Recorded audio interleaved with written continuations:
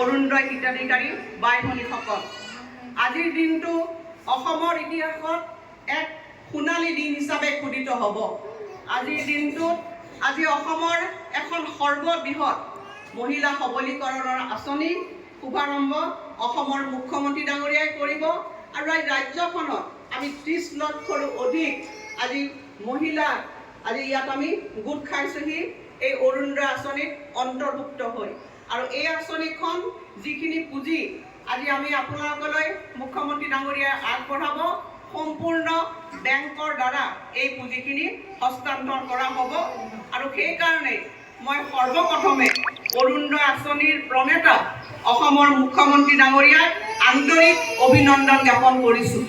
মোৰ মনত আছে যে 2020 চনত অসমৰ মুখ্যমন্ত্ৰী ডাঙৰীয়াই সেইখিনি সময়ত বিত্তমন্ত্ৰী হিচাপে অসম বিধানসভাত এই আঁচনিখন ঘোষণা কৰিছিল আৰু তেখেতে সাহসেৰে বিধানসভাৰ মজিয়াত কৈছিল যে এই এখন সৰ্ববৃহৎ মহিলা সবলীকৰণৰ আঁচনি, যি আঁচনিয়ে প্ৰত্যেকটো বিধানসভা সমষ্টিত 10,000-ৰ পৰা 15,000ৰো বেছি মহিলাক সংলগ্ন কৰিব।